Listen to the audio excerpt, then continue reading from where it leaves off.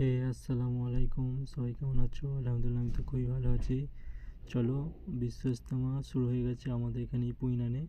কে কে আসছে অবশ্যই কমেন্ট করো।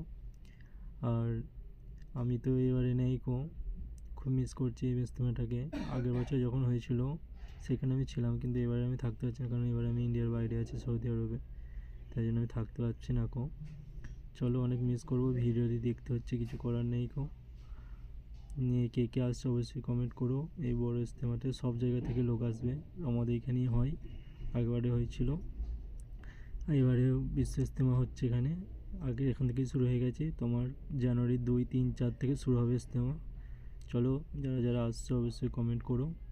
যদি ভালো লেগে থাকে ভিডিওটা শেয়ার করো, সবাইকে সবাইকে জানাও যে দাওয়াত দাও সবাইকে, ঠিক আছে, যে আমাদের ইজতেমায় আসার জন্য ভিডিওটা শেয়ার করে।